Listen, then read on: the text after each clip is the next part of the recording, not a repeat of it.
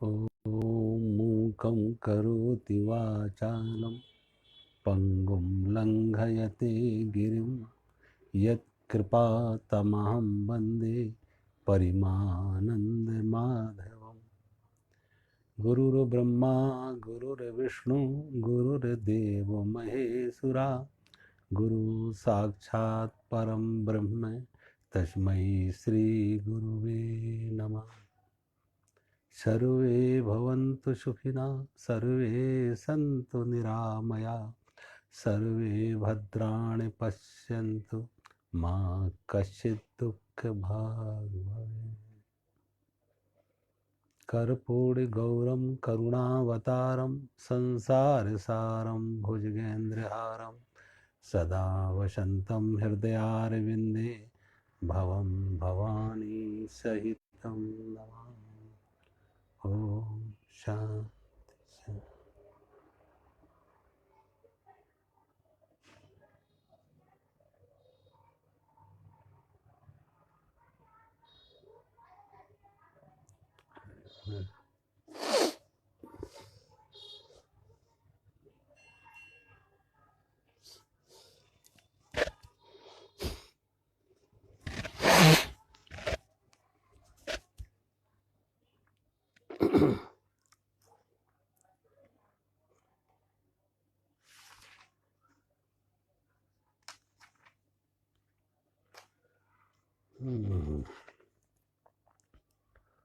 ओम श्री परमात्मने नमः।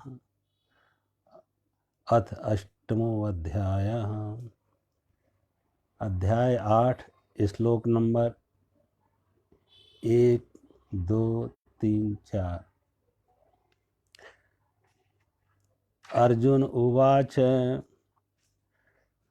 किं तद् ब्रह्म किम अध्यात्मं किं कर्म पुरुषोत्तम अद्भुतं च किं प्रोक्तम् अधिदैवं किमुच्यते।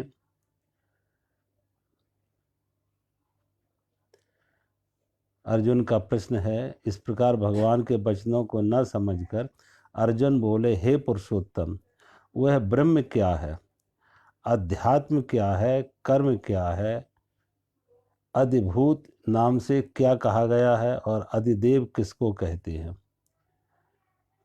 आगे और प्रश्न आ रहा है।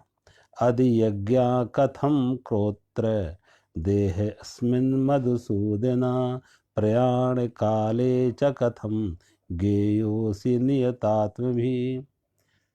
अर्जुन का प्रश्न और आगे। हे मधुसूदन, यहाँ अधियज्ञ कौन है और वह इस शरीर में कैसे तथा युक्त चित्त वाले पुरुषों द्वारा अंत समय में आप किस प्रकार जानने में आते हैं। ये अर्जुन का प्रश्न है। अर्जुन का प्रश्न है, ब्रह्म क्या है, अध्यात्म क्या है, कर्म क्या है, अधिभूत क्या है, अधिदैव किसको कहते हैं। हे मधुसूदन, अधियज्ञ कौन है और इस शरीर में कैसे तथा युक्त चित्त वाले पुरुषों द्वारा अंत समय में आप किस प्रकार जानने में आते हैं। तो भगवान का प्रश्न ये उत्तर ये है, अक्षरम ब्रह्म परमं स्वभावो अध्यात्म उच्यते भूते भावोत्करो करो विसर्गा कर्म संचिता।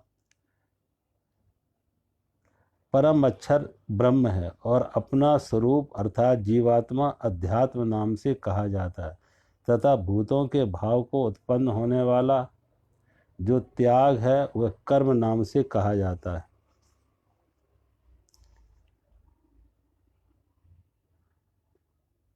अद्भुतं क्षरो भावा पुरुषाश्चाधिदेवतम् अधियज्ञो हमेवात्र देहे देह वृतांबर। उत्पत्ति विनाश धर्म वाले सब पदार्थ अद्भुत हैं। हिरण्यमय पुरुष है अधिदेव और देहधारियों में श्रेष्ठ है, जो इस शरीर में मैं वासुदेव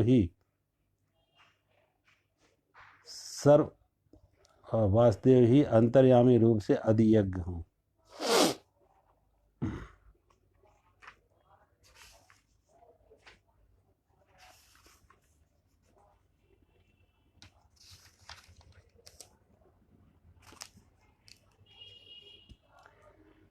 देखो, अर्जुन के जो प्रश्न हैं, ब्रह्म क्या है, अध्यात्म क्या है, कर्म क्या है, अब अर्जुन का स्वभाव लगभग कितनी बार भगवान ये बात दोहरा चुके हैं। तो अब वो भगवान जब उत्तर देकर, जो अक्षर है वो ब्रह्म है, क्षर और अक्षर, जितनी भी प्रकृति है वो सब नाशवान है, क्षणभंगुर है, क्षण क्षण पल पल बदल रही है। परमात्मा और पदार्थ में यही अंतर है। परमात्मा को हम कहते हैं त्रिकाल अबाधित, तीनों कालों में सदा एक रूप। परमात्मा जैसा कल था वैसा ही आज है और वैसा ही काल रहेगा, उसमें कोई परिवर्तन नहीं है। और पदार्थ में क्या है? पदार्थ में परिवर्तन है। पदार्थ में सदा परिवर्तन, कोई पदार्थ ऐसा नहीं जो सदा परिवर्तित ना होता हो। किसी को देख लो, कोई भी, हम आप हैं, सोचो एक बच्चा का जन्म होता शिशु अवस्था में, और शिशु से वो कुमार की तरफ आता, और कुमार जवानी की तरफ, जवान हो जाता तो बुढ़ापे की तरफ, और बूढ़ा मौत की तरफ। तो एक सतत प्रवाह है, निरंतर प्रवाह है। ऐसा नहीं कि किसी अचानक किसी दिन जवानी आ जाती, किसी दिन बुढ़ापा आ जाता, ऐसा नहीं। एक निरंतर प्रवाह है। गंगा गौमुख से चली, गंगोत्री होती हुई, और अब यहाँ से सीधी कहाँ जा रही? गंगा सागर। तो गंगा कहीं ठहरी हुई नहीं है, गंगा में एक सतत प्रवाह है। इसलिए तो जो जानने वाले हैं वो कहते हैं कि आप एक नदी में 2 बार स्नान नहीं कर सकते। You can't step twice in the same river, you can not step twice in the same river. एक बार एक नदी में आप 2 बार स्नान नहीं कर सकते, क्योंकि एक बार आपने स्नान किया, डुबकी लगाई, वो पानी आगे चला गया, उसकी जगह दूसरा पानी आ गया। अब दूसरी जो डुबकी लगाओगे वो उस पानी में नहीं लगाओ जिसमें पहली लगाई, वो तो आगे निकल गया, उसकी जगह दूसरा आ गया। एक सतत प्रवाह है। कहने को तो हम ये कहते, दूर से हम देखते हैं तो हमें गंगा ठहरी हुई दिखती है, रुकी हुई दिखती है। और कहने को हम कहते हैं कि हम 3 महीने भी पहले गंगा स्नान करने आए थे ऋषिकेश, 3 महीने पहले भी आए थे और आज फिर आए। तो जो 3 महीने पहले गंगा थी वो गंगा आज नहीं रही, और 3 महीने पहले तो बहुत लंबी बात हो गई। एक क्षण में गंगा आगे से आगे बढ़ गई, उसकी जगह दूसरी गंगा आ गई, एक गंगा हटी दूसरी गंगा आ गई। तो ऐसे ही भगवान कहते हैं यहाँ सब कुछ परिवर्तनशील है, सब कुछ परिवर्तनशील है। आदमी की उम्र 70, 80, 90, 100 सभी की। जरा वृक्षों की उम्र थोड़ी ज्यादा होगी। वृक्ष भी जो है, पशुओं की उम्र कोई 30 साल, 40 साल, 50 साल, इससे ज्यादा नहीं कोई पशु जीते। ज्यादा से ज्यादा कोई 100 साल, उनकी भी जन्म मृत्यु होती है। वृक्षों को देखो, कोई वृक्ष 100 साल चल जाए, 200 साल चल जाए, 400 साल चल जाए, 500 साल चल जाए। ऐसे ऐसे वृक्ष देखे जिनकी उम्र 700, 800 साल की भी है। अब कैलिफोर्निया, अमेरिका कैलिफोर्निया में रेड वुड ट्री हैं जो 500 साल, 800 साल पुराने। लेकिन वो 500 हो, 800 हो, एक दिन मौत उनकी भी है, मरते वो भी। जन्म हुआ, जिसका जन्म उसकी मौत, और उसमें निरंतर एक परिवर्तन होता, जैसे मौत अचानक, निरंतर परिवर्तन होता चला जाता। वृक्षों में देखो, सब वृक्ष नए वृक्ष होते हैं, फिर वो जवान होते हैं, फिर बूढ़े होने लगते हैं। पशु पक्षी बूढ़े होने लगते हैं, और बूढ़े होने के बाद अंतिम उनका मौत में समा जाते हैं। तो भगवान कहते हैं जितना भी संसार है ये सारा का सारा संसार जन्म मृत्यु वाला है, परिवर्तनशील है। सारा का सारा संसार परिवर्तनशील है और परमात्मा है अपरिवर्तनशील। परमात्मा है अपरिवर्तनशील। अब जैसे वैज्ञानिक कहते हैं कि एक बालू के कण को भी आप नष्ट नहीं कर सकते, एक पानी की बूंद को भी आप नष्ट नहीं कर सकते। पानी की बूंद है तो पानी की बूंद के रूप में है, उसे ठंडा कर दो तो बर्फ बन जाएगी तो बर्फ के रूप में है, उसे थोड़ा गर्म कर दो तो भाप के रूप में है। तो उसकी अवस्था परिवर्तन होगी ठोस, द्रव और गैस में, लेकिन नष्ट करने का कोई उपाय नहीं। अब जब हम कहते हैं बूंद है तो है, जो है अस्तित्व है वो ब्रह्म है, वो परमात्मा है। बर्फ है तो परमात्मा है, भाप है तो अब जल, भाप, बर्फ अलग कर दो, सिर्फ है शब्द जो है, अस्तित्व जो है, अस्तित्व है वो परमात्मा है, वो ब्रह्म है। अस्तित्व मात्र ब्रह्म है। अब अस्तित्व को नष्ट कैसे? पदार्थ की अवस्था बदलेगी, अब जिस अवस्था में भी होगी तब भी अस्तित्व है।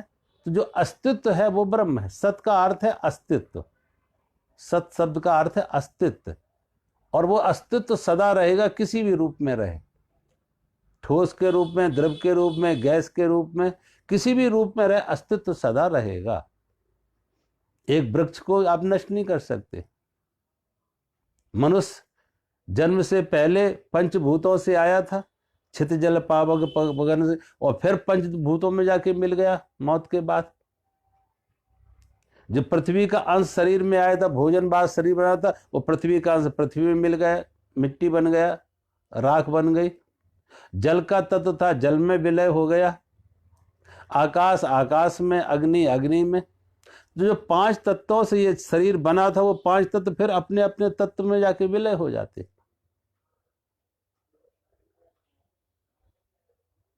तो जगत है क्षर और परमात्मा है अक्षर। अब चक्की, जैसे कई बार उदाहरण है, चक्की चलती है लेकिन चक्की के बीच में कील नहीं चलती है। तो परिवर्तनशील जगत को परिवर्तित होने के लिए अपरिवर्तनशील का सहारा लेना पड़ता। चक्की के पार्टों को भी चलने के लिए धुरी है, एक्सेल है, कील है, उसका सहारा लेना पड़ता। तो जो कील है, जो अपरिवर्तनशील, वो है ब्रह्म, और जो परिवर्तनशील जगत है, भगवान कहते हैं आदिभूत। तो ये अंतर है क्षर और अक्षर में। जिसका कभी नाश ना हो वो ब्रह्म, और जो नाशवान है, परिवर्तनशील है, वो है, जो क्षर है वो अधिभूत है। यहां पे किसी ने बहुत अच्छा एक उदाहरण दिया है, और वो उदाहरण क्या दिया है कि ब्रह्म का, जैसे कहा निर्गुण निराकार ब्रह्म क्या है। जैसे हम यहां बैठे, अब यहां बैठे हैं, इस हमारे आपके बीच में, इस कमरे के अंदर, क्या हमें कहीं दिख रहा कि जल के कण हों? जल के कण कहीं दिख रहे? नहीं दिख रहे। इस हवा में यहां कहीं जल के कण नहीं दिख रहे। अब वो इतने सूक्ष्म रूप से, जल है, यहां जल के कण हैं, लेकिन इतने सूक्ष्म रूप से हैं वो दिख नहीं रहा। अब वो जल के कण कैसे देखोगे? एक गिलास में आप बर्फ डाल दो, अब एक गिलास में बर्फ डाल दो और बर्फ रख के वो गिलास बाहर रख दो। बर्फ, गिलास के अंदर बर्फ है और गिलास को बाहर रख दिया, तो बर्फ से क्या होता है? गिलास ठंडा होगा, और गिलास जब ठंडा होगा तो देखेंगे गिलास के बाहर पानी की बूंदें आ गई। गिलास के बाहर भी पानी के बूंदें आ गई। वो कहां से आई?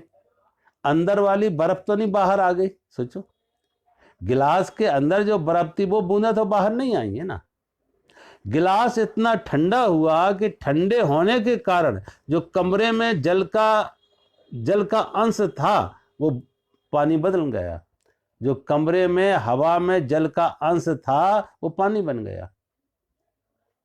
लेकिन वो इन आंखों से दिख नहीं रहा था, जल का अंश वो दिख नहीं रहा। तो भगवान उसी को कहते हैं, अब इसे मान के चलो ये निर्गुण निराकार ब्रह्म है, यही इसी को कहते हैं निर्गुण निराकार ब्रह्म है। जो है तो उपस्थिति उसकी है लेकिन दिख नहीं रहा, आंखों का विषय नहीं। हाथ से छू के नहीं देख सकते हो कि हवा में यहां जल है, आंख से नहीं देख सकते हो, छू के नहीं देख सकते हो, कान नाक से नहीं देख सकते हो कि सूंघ के देख लो, कान से कोई आवाज नहीं है। तो है, जल है यहां हवा में, लेकिन जल को देखने का कोई रूप वो निर्गुण निराकार रूप में है, इसलिए उसको कहा ये ब्रह्म है। दूसरा इसी जल का उदाहरण दिया।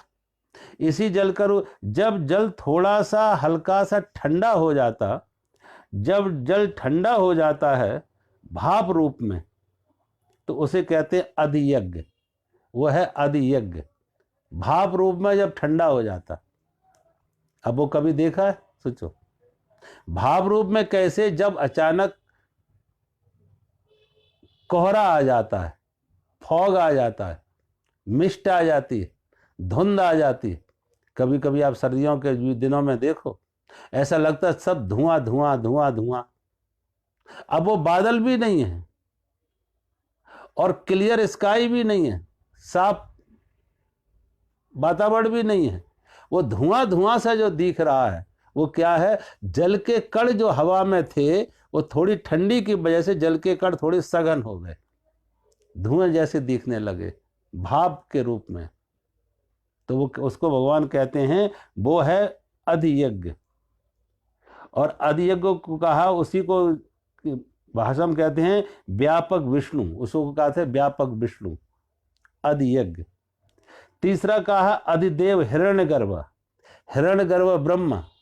वो क्या है? कहते जब बादल रूप में आता है तो बादल दिखने लगते, चलते फिरते आकाश में बादल दिखते, और जब बादल दिखते हैं तो बादल देख के हम अंदाज लगा लेते कि अब बारिश भी होगी। जो चलते फिरते बादल दिखते हैं तो अब बारिश की संभावना है। धुंध दिखे मात्र, फॉग दिखे तो बारिश की संभावना नहीं होती है। लेकिन अगर बादल दिखे, यानी वो जो बालू के पानी के कण थे हवा में वो और ज्यादा सघन हो गए, और ज्यादा घने हो गए हैं, और ज्यादा घने हो गए, और ज्यादा सघन हो गए, तो वो बादल बन गए। और जब बादल बन गए तो कहते वो है अधि हिरण्यगर्भ ब्रह्म, अधिदेव, अधिदेव हिरण्यगर्भ। अब अगर बादल आए हैं तो बारिश होगी, तो बादल आए हैं तो बारिश होगी। तो वो बादल जो थे क्या पानी की बूंदों के रूप में आ गए, बादल जो थे वो पानी की बूंदों के रूप में आ गए। वो कहती है ये अध्यात्म, पानी की बूंदों के रूप में आ गए। वो सब क्या है? अध्यात्म, जो पानी के बूंद में। अब अनंत जीव है, क्योंकि पानी की बूंदें कोई एक नहीं है। बादल तो एक दिख रहा था, लेकिन जब वो बादल पानी के रूप में बनता है, पानी की बूंदें बनती हैं, तो एक बादल में अनंत अनंत पानी की बूंदें हैं। तो वो हो गया, कहते वो अध्यात्म, अनंत जीव हो गए, अनंत जीव। और फिर कहते हैं जो कर्म क्या है? जब वो बारिश होने लगती, वर्षा हो रही है, जब वर्षा की क्रिया हो रही है, रेन हो रही है, वर्षा हो रही है, तो उसे कहते हैं ये कर्म है, ये कर्म। और अधिभूत क्या है?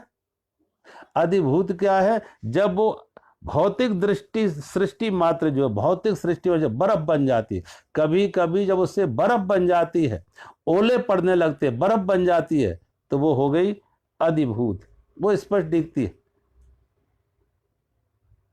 बारिश होने पर भी बारिश अलग नहीं दिखती है, लेकिन वो अलग कब दिखती है? अलग अलग जब बर्फ के रूप में, ओले के रूप में, तो उसे लोग पकड़ सकते, वो हो गई, उसे कहते अधिभूत। सारी सृष्टि ये क्या है? अधिभूत जो दिख रही है। पशु पक्षी प्राणी मात्र जितने हैं, पशु पक्षी वृक्ष लताएं मनुष्य, जो भी कीट पतंग, जो भी सृष्टि है, ये है अधिभूत। अब भगवान, अब जैसे शुभ सब में ब्रह्मा ब्रह्म रूप में भी, अधियज्ञ रूप में भी, अधिदेव रूप में भी, अध्यात्म रूप में भी, कर्म में भी, अद्भुत, सभी में क्या थी? एक पानी था, एक पानी ही था। पानी के अनेक अनेक अवस्थाएं बदलती गई। ऐसे जैसे पानी की अवस्थाएं बदलती गई, हमने उन्हें अलग अलग नाम देते गए।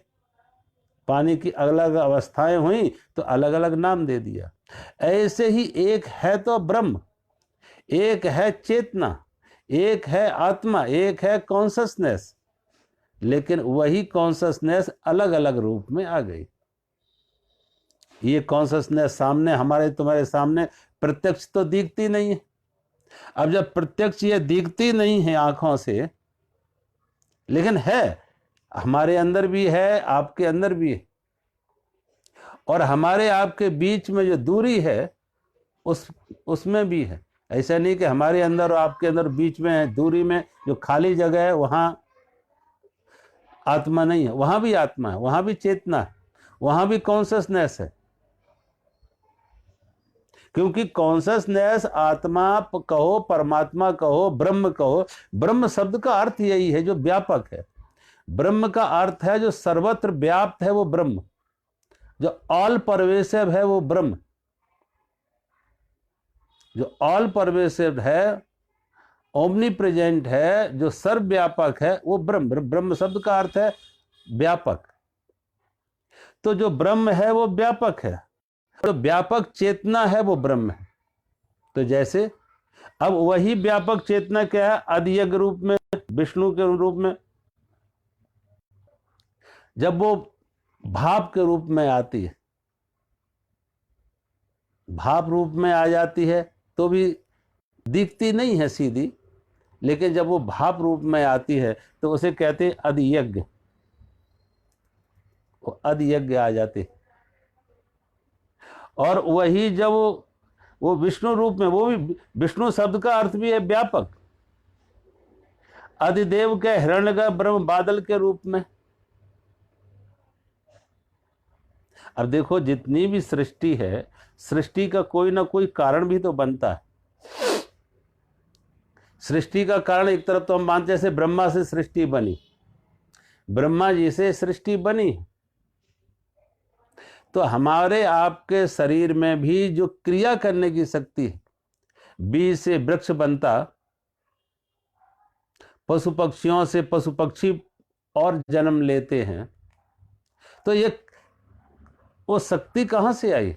क्योंकि शरीर से ही मात्र संतान को जन्म होता, शरीर से ही, तो जड़ से क्रिया तो नहीं हो सकती थी। शरीर जड़ है, और शरीर में, शरीर जड़, शरीर में क्रिया, क्योंकि जब शरीर की मौत हो जाती तो क्या वो शरीर से क्रिया हो सकती है?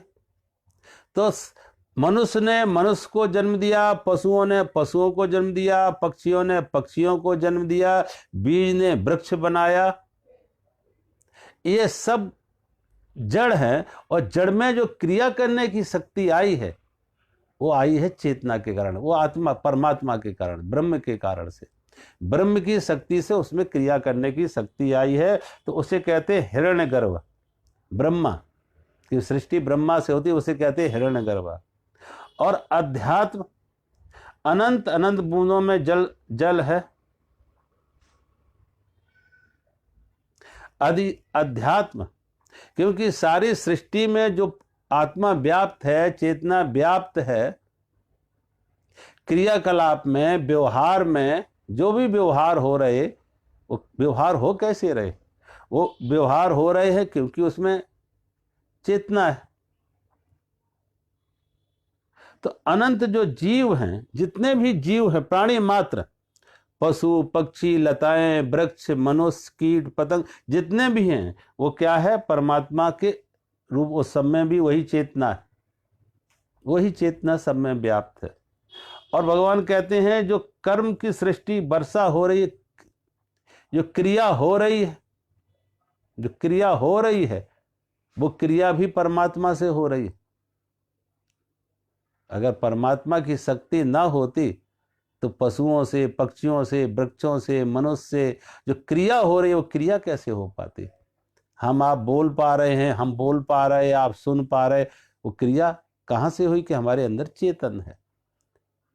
कल इस चेतन का शरीर से संबंध टूट जाएगा, शरीर जड़ हो जाएगा।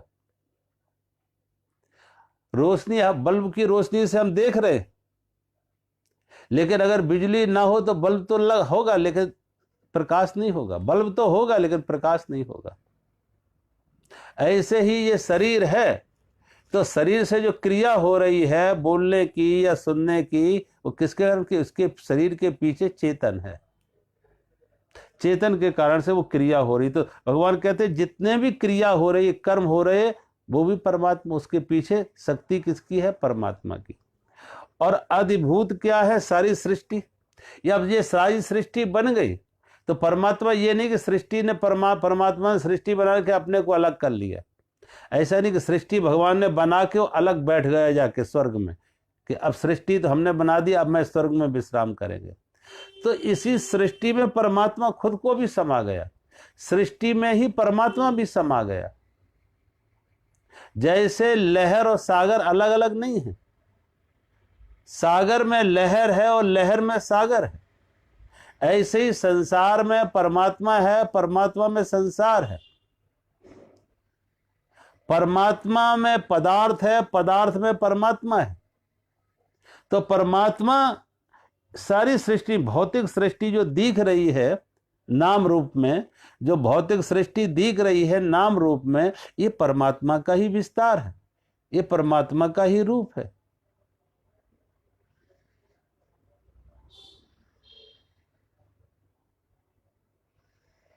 तो भगवान कृष्ण कहते हैं कि इन सभी में मैं ही हूं।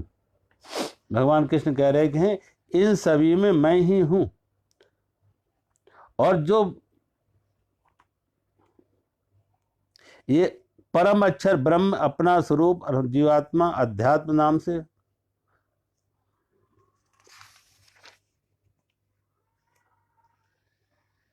उत्पत्ति विनाश वाले सब पदार्थ अद्भुत हैं। उत्पत्ति विनाश वाले सब पदार्थ जो है वो अद्भुत हैं। हिरण्यमय पुरुष अधिदेव है। देवधारी प्राणियों श्रेष्ठ में अर्जुन, शरीर में मैं वासुदेव हूँ। तो जैसे पिछले श्लोक में भगवान ने कहा था कि वासुदेव, वासुदेव में कहा मैं सभी में मैं वास करने वाला हूँ, सभी सृष्टि में। तो भगवान कहते सभी में नाम रूप में मैं ही हूँ। सारी सृष्टि जो दिख रही वो परमात्मा से अलग नहीं है। सृष्टि और परमात्मा, सृष्टि की सत्ता परमात्मा से अलग नहीं है। कि लहरें कितनी भी हों कि, लेकिन लहर सागर से अलग नहीं है। सोने के आभूषण कितने भी हों, लेकिन कोई सोने के आभूषण सोने से अलग नहीं है। आभूषण अनेक हैं लेकिन सोना एक है। और आभूषण अनेक हैं, आभूषण की आकृति अलग अलग है, रूप अलग अलग है, नाम अलग अलग है, उपयोग अलग अलग है। कोई हाथ का है पहनते हैं तो कंगन हो गया, एक अलग रूप हो गया, अलग उपयोग हो गया, अलग नाम हो गया। कोई पाँव में पहनने का है तो पाँव में पहनने का अलग पांजेब हो गई, उसका नाम अलग हो गया, रूप अलग हो गया, उपयोग अलग हो गया। कोई कान में पहनने का है तो उसका भी नाम अलग हो गया, रूप अलग हो, उपयोग अलग हो गया, कान में कुंडल हो गया। नाक में कोई पहनना का, नाक की नथनी हो गई, उसका नाम अलग हुआ, रूप अलग हुआ, उपयोग। तो नाम रूप अलग होगी, उपयोगिता उनकी अलग अलग होगी, लेकिन सब में सोना ही तो है। कितने भी आभूषण बना दो, वो सब में एक सोना ही अनेक अनेक नाम रूपों में है। ऐसे ही भगवान कहते सारी सृष्टि ब्रह्म है, ब्रह्म का ही विस्तार है। सारी सृष्टि में परमात्मा समाया हुआ है, लेकिन सारी सृष्टि में जो नाम रूप बहुत हैं, लेकिन हर नाम रूप में परमात्मा एक ही है।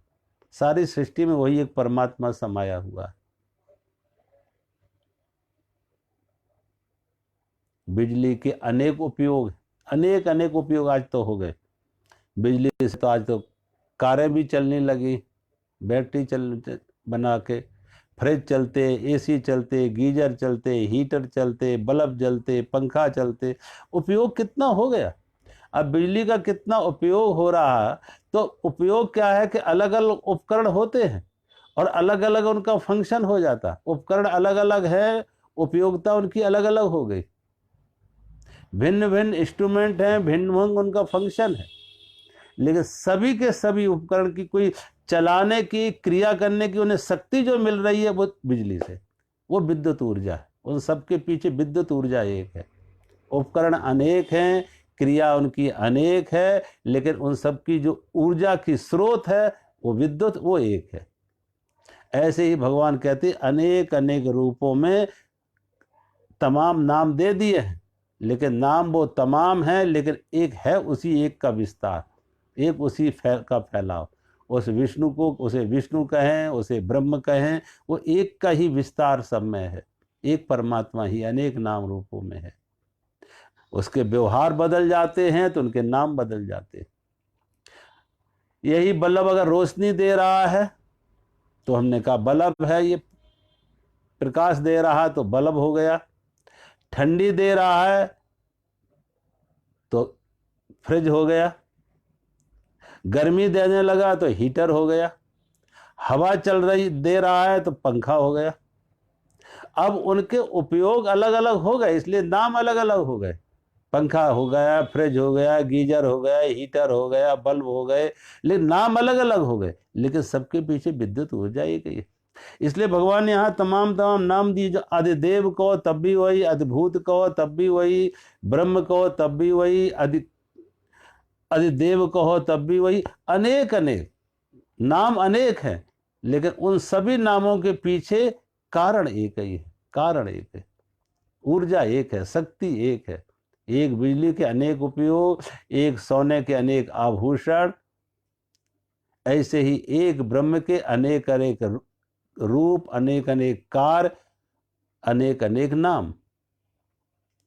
लेकिन इन सब के नामों के बीच में है वही सूत्रे मणिगणा। ये भी भगवान कहते हैं कि जैसे अनेक अनेक मणियों के बीच में भी एक सूत पिरोया हुआ है। अनेक अनेक मन के मणियों के बीच में सूत एक है, मणियां अनेक है, सूत एक है। ऐसे ही यहाँ भगवान कह रहे हैं एक परमात्मा ही अनेक अनेक रूपों में काम कर रहा है, अनेक अनेक काम कर रहे हैं। रूप अनेक हैं, काम अनेक हैं, नाम अनेक हैं, लेकिन है सूत्रे मणिगणाई भी। जैसे एक सूत से अनेक मणियां पिरोई हुई हैं, ऐसे ही परमात्मा अनेक अनेक नाम रूपों से क्रिया में है। उसकी परमात्मा की सत्ता है अनेक अनेक नाम रूपों से। परमात्मा की सत्ता सभी में है। और ये ब्रह्म कहो, अधिदेव कहो, अधियज्ञ कहो, अधिकर्म कहो, अधिभूत कहो, अनेक अध्यात्म कहो, अनेक अनेक रूपों में भगवान कहते हैं एक का ही विस्तार है, एक का ही फैलाव सभी में है।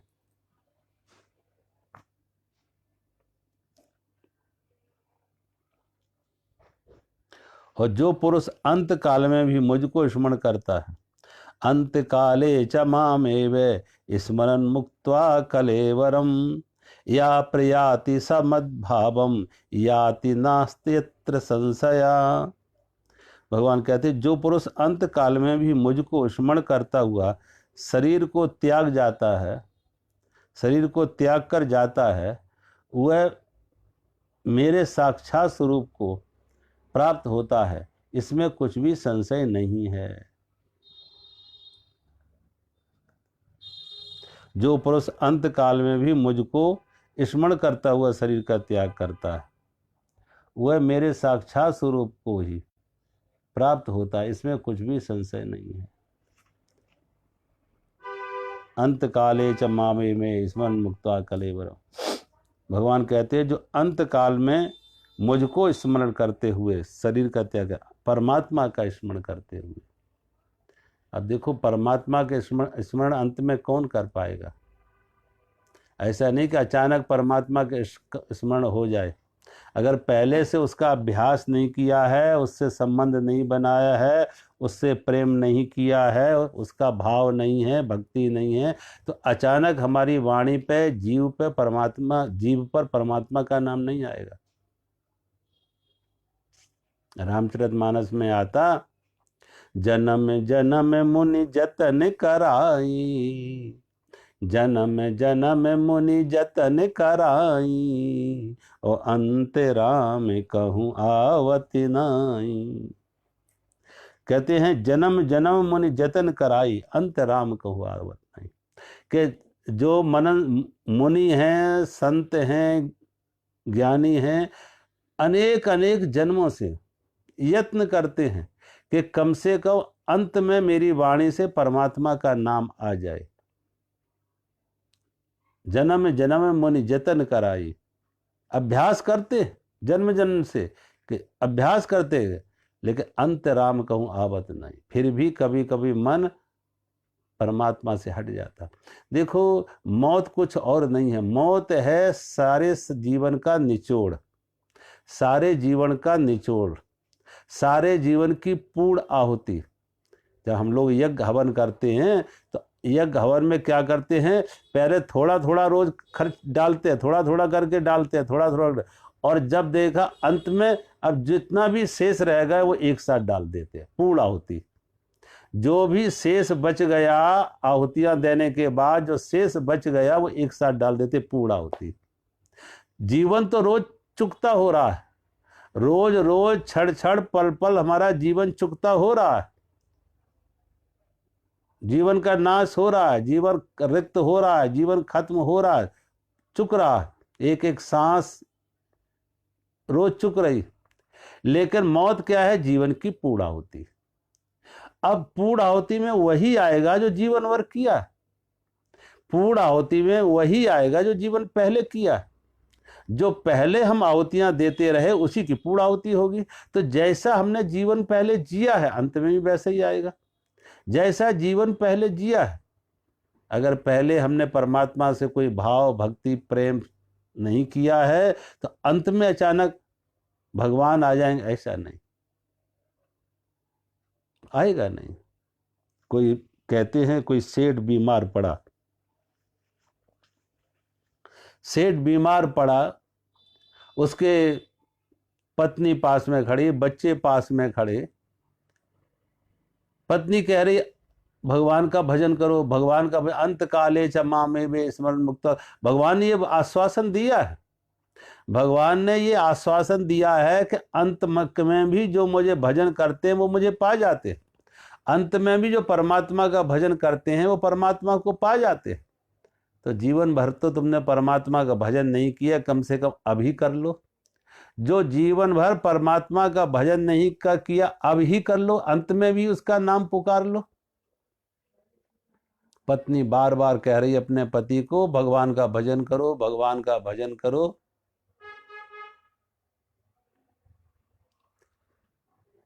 वो बूढ़ा आदमी जो मरण शैया पर था, अंतिम सांसें लेने जा रहा था, उसके अचानक ओंठ हिलते, उसके ओंठ हिलते हैं।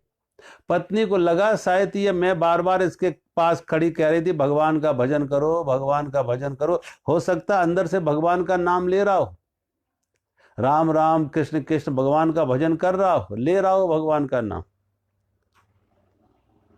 तो पत्नी को लगा हो सकता है इसके ओंठ हिल रहे हैं तो भगवान का भजन कर रहा हो। लेकिन कहते हैं बच्चे ज्यादा समझदार होते, बच्चों ने सोचा कि अगर इस हमारे पिता ने जीवन भर परमात्मा का नाम नहीं लिया, कभी मंदिर नहीं गए, किसी सत्य का सत्संग नहीं सुना, कभी कोई शुभ कर्म दान पुण्य कभी कुछ नहीं किया, परमात्मा के नाम से जिसे एलर्जी थी, जिसे चिढ़ थी, बूढ़े होने पर भी ऐसे लोगों को देखो।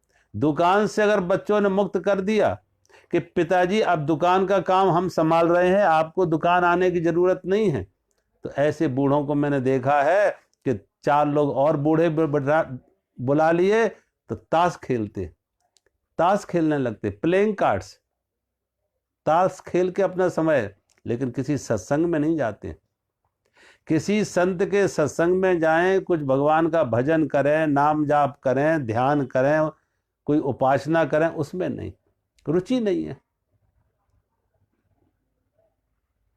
रही मन पूरब पाप से हरि चर्चा न सोहाय, रही मन पूरब पाप से हरि चर्चा न सोहाय, और जैसे ज्वर के बेग में भोजन की रुचि जाए। रहीमदास जी लिखते हैं कि जैसे किसी आदमी को बुखार हो और बुखार आने पे क्या होता है, उसको भूख नहीं लगती है, उसे भूख खत्म, बुखार का प्रभाव पड़ता है हमारी भूख पर, तो भूख खत्म हो जाती है। और जिसको भूख ना हो तो उसको भोजन में रुचि नहीं, भोजन नहीं अच्छा लगेगा, वो भोजन नहीं करना चाहेगा। अब बहुत बार होता क्या है कि डॉक्टर ये कहते भाई दवाई खाली पेट नहीं देना है, डॉक्टर तो ये कहते दवाई खाली पेट नहीं देना है तो उसको देना है, कुछ भोजन भी देना है। तो पत्नी आग्रह करती है कुछ भोजन लो तभी तो दवाई खाओ, लेकिन वो कहता है मेरी इच्छा ही नहीं हो रही, अंदर से भोजन की इच्छा ही नहीं हो रही, भोजन कैसे करूं। फिर भी अनिच्छा से उसको भोजन कराया जाता, अनिच्छा से भी भोजन कराया जाता है कि जबरदस्ती कुछ कर लो और तभी दवाई तुम्हें दी जा सकती है।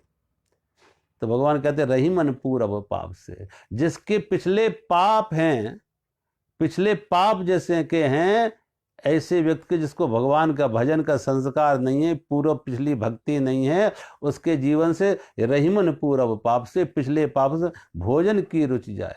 रहीमन पूर्व पाप से हर चर्चा न सोहाय, भगवान की चर्चा, भगवान का सत्संग उसे अच्छा नहीं लगता है। जैसे बुखार आने पे भोजन की अरुचि हो जाती, ऐसे उसे भगवान से अरुचि हो जाती, सत्संग से अरुचि हो जाती, संतों से अरुचि हो जाती। और ऐसे लोगों को देखो निंदा में पड़ जाते हैं कि संतों को ढोंगी कहेंगे, अध्यात्म को झूठा कहेंगे, सब तरह तरह की बात है। तो इस बच्चों को भी लगा मेरे बाप के ओंठ तो हिल रहे हैं, माँ कह रही है बार बार भगवान का भजन करो, लेकिन मेरे पिता ने कभी जीवन भर भजन नहीं किया, कोई संत महात्माओं के पास नहीं गई, कभी सत्संग सुना नहीं, कभी हाथ में माला ली नहीं, कभी परमात्मा के मंदिर में नमन किया नहीं, कोई ध्यान किया नहीं, उपासना की नहीं। अब अंत में कैसे आ जाएगा, अंत में भगवान का नाम जरूर मेरे पिता ने कोई धन गाड़ कर रखा होगा, कहीं पैसे का लेन देन होगा, मेरे पिता ने किसी को धन दिया होगा, कहीं संभाला होगा और बताना चाह रहा होगा, लेकिन कह नहीं पा रहा, मेरा पिता कह नहीं पा रहा। तो बच्चों ने डॉक्टर को बुलाया और डॉक्टर से कहा डॉक्टर साहब कोई ऐसा उपाय करो कि मेरे पिता में इतनी शक्ति आ जाए कि 2 4 10 शब्द बोल सके, 1 मिनट बोल सके, ऐसी कोई शक्ति दे दो, ऐसा कोई इंजेक्शन दे दो। डॉक्टर ने कहा ऐसा इंजेक्शन तो है लेकिन महंगा है, ऐसा इंजेक्शन है कि एक बार इतनी एनर्जी आ जाएगी कि ये बोल सके, इतनी एनर्जी आ जाएगी। डॉक्टरों ने पूछा है लेकिन महंगा है। बच्चों ने पूछा कितना का है, कितना महंगा है।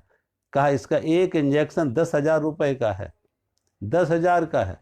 बच्चों ने कहा हो सकता कहीं 10-20 लाख की लेन देन हो, 10-20 लाख बाप ने किसी को दे रखे हों, किसी को संभाल रखे हों, कहीं जमीन में गाड़ रखे हों। बच्चों ने डॉक्टर को 10,000 रुपए दिए, डॉक्टर ने इंजेक्शन लगाया, इंजेक्शन दवा ने काम किया, बाप ने आंखें खोली, बच्चे बाप के नज़दीक आ जाते, बच्चे बाप के नज़दीक आ जाते कि अब बाप धीमे से भी बोले तो उसकी बात हम सुन सकें, बाप के नज़दीक अपने कान ले आए कि बाप धीमे से भी बोले तो हम सुन सकें। और जब बच्चों को अपने पास खड़े देखा, बाप ने आंखें खोल के अपने पास खड़े देखा तो कहा अरे मूर्खो मेरे पास खड़े क्या देख रहे हो, देख नहीं रहे हो आंगन में वो बछड़ा झाड़ू खा रहा, देख नहीं रहे हो आंगन में वो बछड़ा झाड़ू खा रहा। और उस बूढ़े ने बछड़ा झाड़ू कहते हुए प्राण त्याग दिए। सोचो बछड़ा झाड़ू खा रहा है, उसकी अंदर से जाप हो रहा था, बछड़ा झाड़ू का जाप हो रहा था, परमात्मा का कोई भजन नहीं हो रहा था, परमात्मा का कुछ नहीं, बछड़ा झाड़ू का जाप हो रहा था। और बछड़ा झाड़ू करते हुए उसने प्राण त्याग दिए। भगवान कहते हैं स्मरण मुक्त अंत काले च मामे में स्मरण मुक्त्वा कलेवर, जो अंत में भी भगवान का भजन करते हैं वो भगवान को पा जाते, लेकिन अंत में भजन कर कौन पाएगा, अंत में वही भगवान का भजन कर पाएंगे जिनके अंदर पहले से संस्कार हो, पहले का कोई अभ्यास हो, पिछले कोई पुण्य हो, अन्यथा कहां वाणी पे भगवान आएंगे।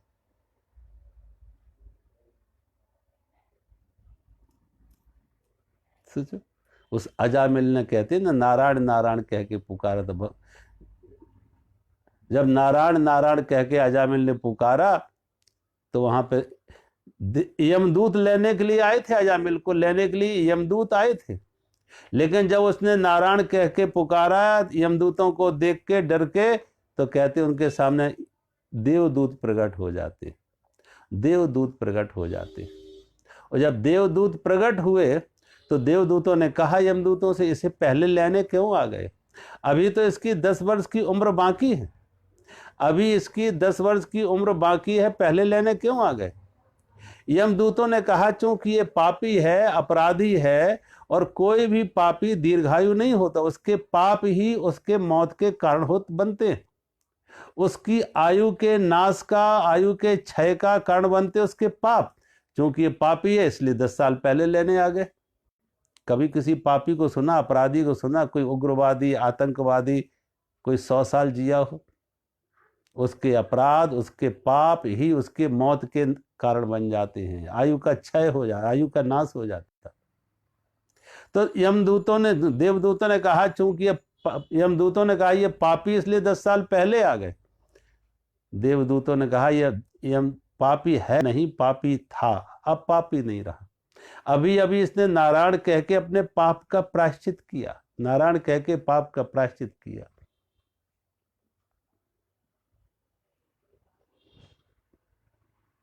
और देखो संत कहते हैं कि आग का धर्म है जलाना, आग का स्वभाव, आग का धर्म है जलाना।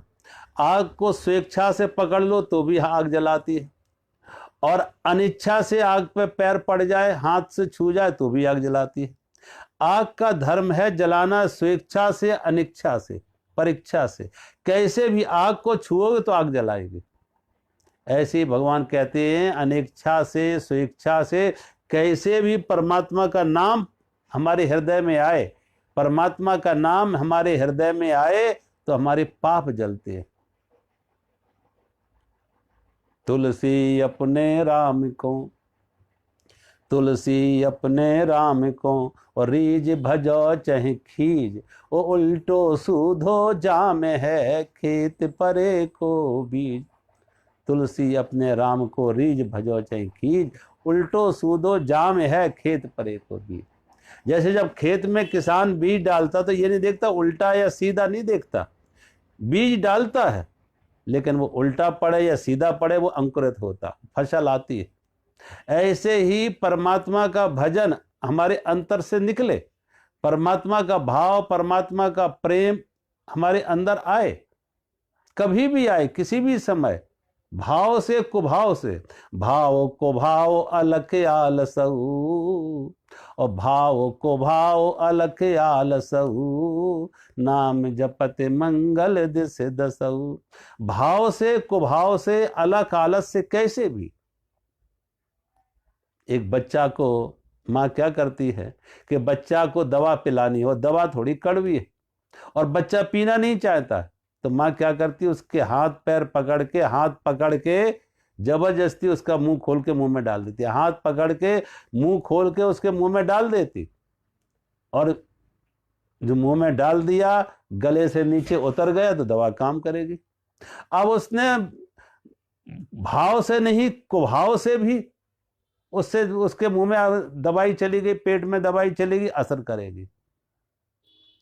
स्वेच्छा से ले लो तब भी दवाई करे काम करती है, और अनिच्छा से ले लो तब भी दवा कम करती है। ऐसे ही भगवान का भाव हमारे अंतःकरण में आए, परमात्मा का प्रेम हमारे अंतःकरण में आए, भाव से आए या कुभाव से आए, कैसे भी आए, वो मंगल करने वाला हो। नाम जपत मंगल दिस दसो, मंगल करने वाला हो, वो हमारा रोग मिटाएगा, हमें स्वस्थ करेगा।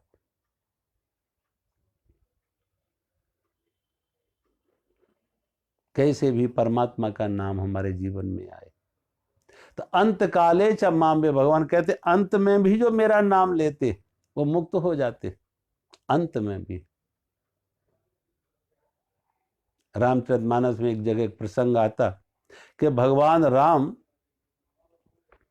ने सुग्रीव से मित्रता की, भगवान ने, राम ने सुग्रीव से मित्रता करके और वाली को छिपके बाण मारा। जब वाली को छिपके बाण मारा तो भगवान बाली घायल होकर गिर जाता और भगवान राम बाली के सामने आते।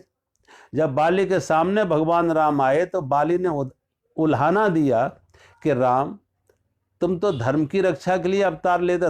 भगवान का अवतार होता है धर्म की रक्षा के लिए,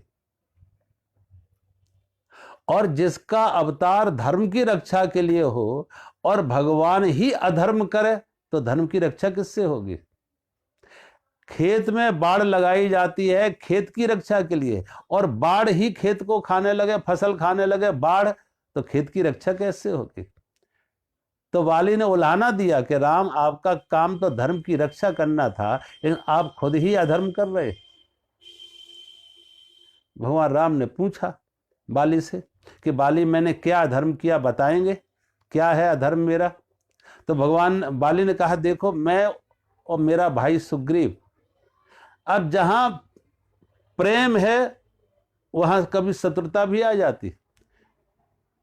कहते हैं दो बर्तन जब साथ में रखे जाते हैं तो कभी कभी उनमें आवाज भी आ जाती है, खटक भी जाते हैं, टकरा भी जाते हैं। तो भाई भाई जो नजदीक होते, दूर वालों से दुश्मनी, जिनसे दोस्ती है उन्हीं से दुश्मनी भी उन्हीं से होती है। जिनसे दोस्ती है उन्हें दुश्मनी के लिए भी पहले दोस्ती बनाने पड़ेगी। दुश्मनी बनाने के लिए भी पहले दोस्ती बनाने पड़े, बिना दोस्ती के दुश्मनी हो ही नहीं सकती।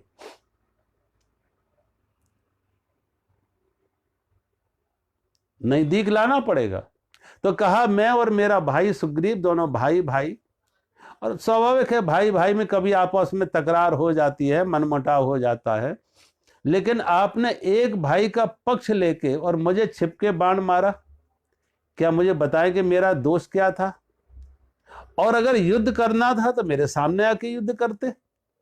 पीठ पे वार करना, तो ये तो क्षत्रिय का धर्म नहीं है कि पीठ पे वार करे, छिपके पीछे से वार करे, ये तो धर्म की मर्यादा नहीं है, और युद्ध के विपरीत, युद्ध की मर्यादा के भी विपरीत है। युद्ध करना तो सामने आके युद्ध करते, और कारण बताएंगे कि मुझे आपने किस लिए छिपके बाण मारा।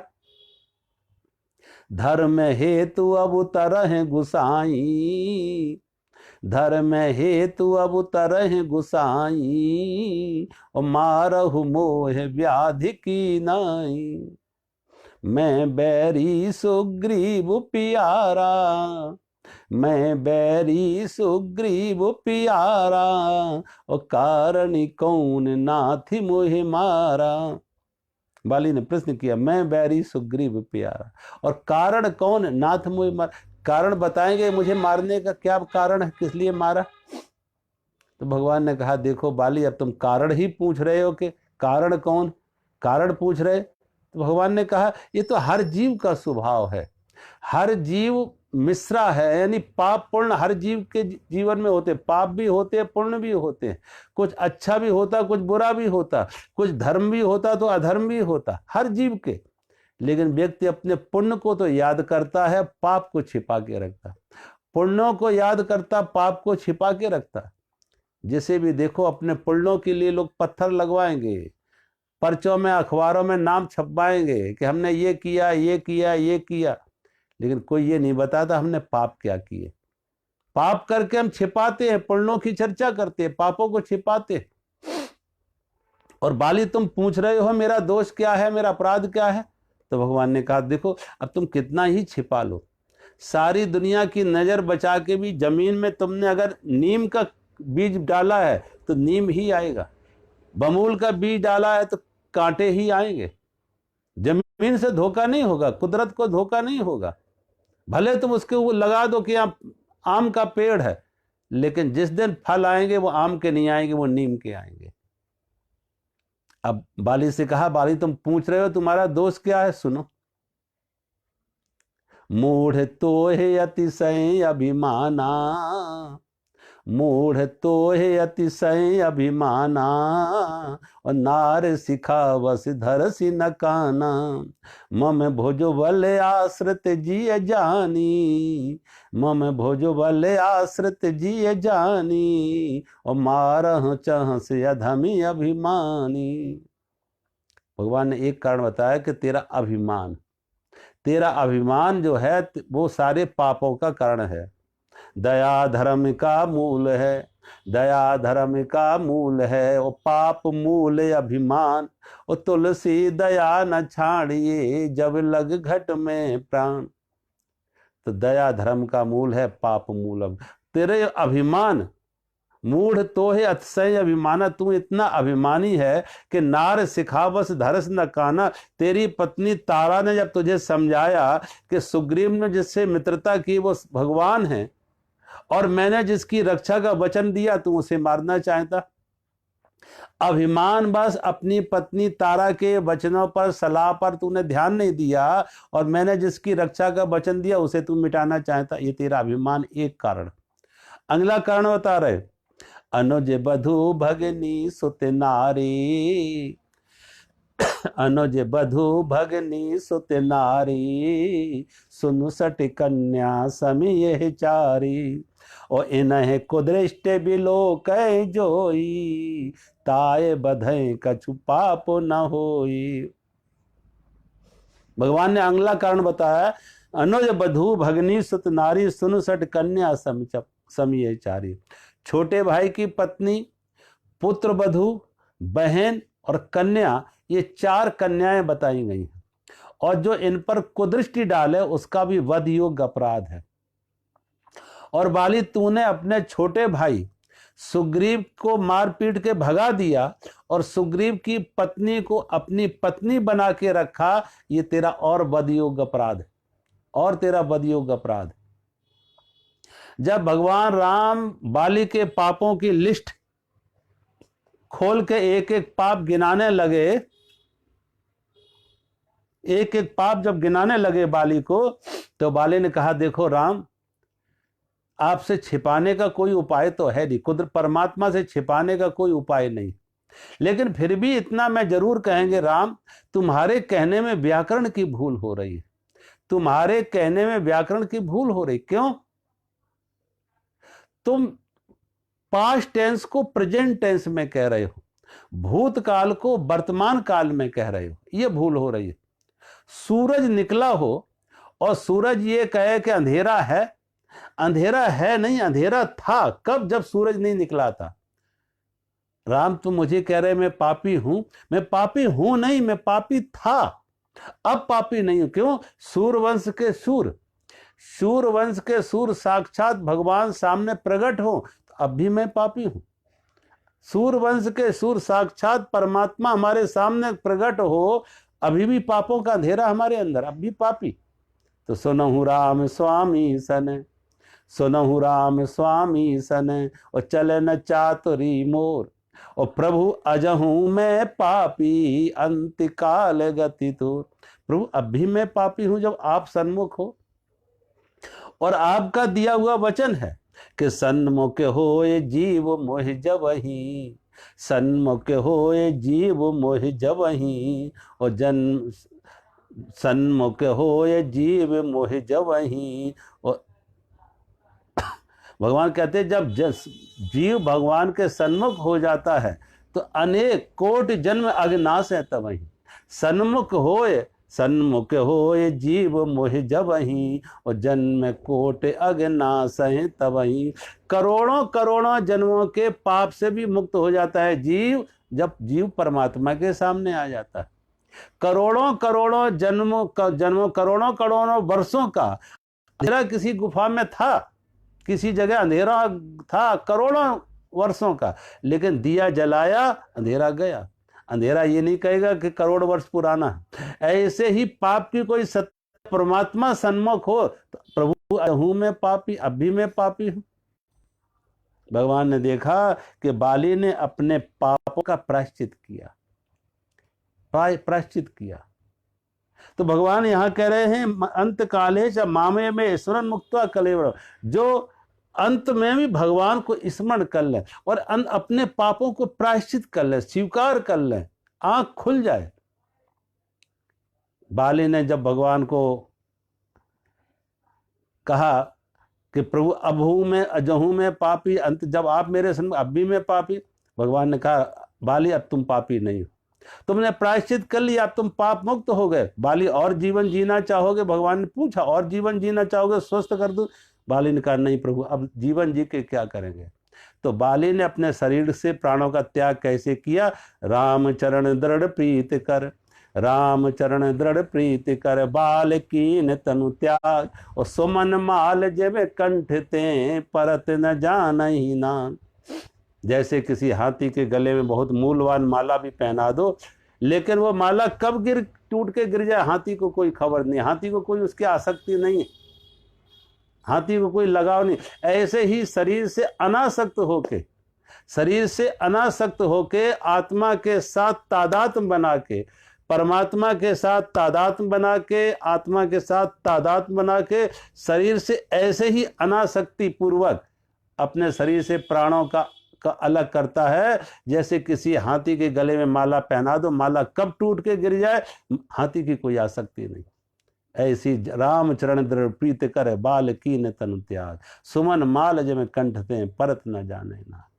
भगवान कहते हैं ऐसा व्यक्ति अंत में भी शरीर की आसक्ति से मुक्त होकर परमात्मा के साथ तादात्म्य बना ले, परमात्मा के साथ युक्त चेतसा, परमात्मा से जिसकी चेतना युक्त हो जाए अंत में भी, और जो अंत में भी परमात्मा के साथ जो युक्त हो जाए, परमात्मा के साथ एक हो जाए, तो संसार से वो अयुक्त हो जाएगा, संसार से अयुक्त हो जाएगा, परमात्मा से युक्त हो जाएगा।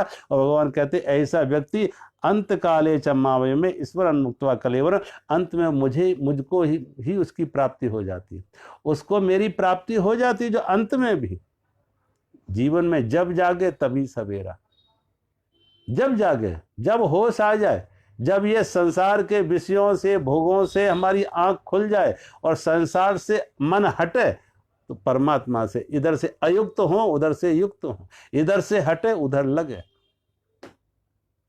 तो भगवान कहते हैं ऐसा व्यक्ति अंत में भी मुझे जो पाता है मेरी प्राप्ति कर लेता है। आज मैं इसे यहीं विराम करते हैं। आगे सभी को मेरा प्रणाम। हरि ओम।